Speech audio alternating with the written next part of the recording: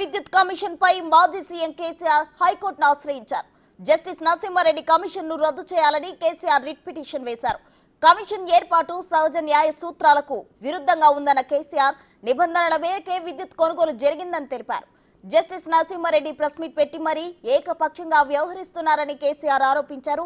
పిటిషన్లో ప్రతివాదులుగా విద్యుత్ commission, justice Narasimha Reddy, energy విభాగాన్ని చేర్చారు.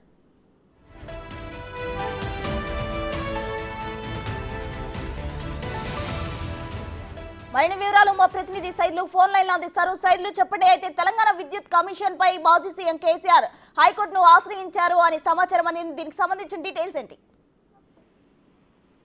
ప్రస్తుతం ఛత్తీస్గఢ్ విద్యుత్ కొనుగోలు విషయంలో అవినీతి జరిగిందని చెప్పేసి కాంగ్రెస్ పార్టీ అధికారంలోకి వచ్చిన తర్వాత కమిషన్ ఏర్పాటు చేసింది. జస్టిస్ ఎల్ నరసింహారెడ్డి ఆ కమిషన్ ఏర్పాటు చేసింది. అయితే గతంలో జరిగిన ఒప్పందం ఏదైతే ఉందో ఆ ఒప్పందంలో చాలా అవినీతి జరిగిందని చెప్పేసి కూడా కాంగ్రెస్ ప్రభుత్వం ఆరోపిస్తున్న నేపథ్యంలో కమిషన్ విచారణకు కేసీఆర్ హాజరు కావాలని గతంలోనే నోటీసులు ఇవ్వడం జరిగింది. దాంతో పాటుగా విద్యుత్ శాఖ మంత్రిగా ఉన్నటువంటి ప్రస్తుత సూర్యాపేట ఎమ్మెల్యే జగదీశ్వర్ రెడ్డి కూడా విద్యుత్ శాఖ నుంచి నోటీసులు అందాయి. సో అయితే వాస్తవంగా వాళ్ళు విచారణకి ఎవరు కూడా హాజరు కాలేదు. కానీ ఈ రోజు కేసీఆర్ కమిషన్ ఏర్పాటు తప్పు పడుతూ హైకోర్టును ఆశ్రయించారు. హైకోర్టును ఆశ్రయించి కొన్ని అంశాలని హైకోర్టు ముందు పొందుపరిచారు.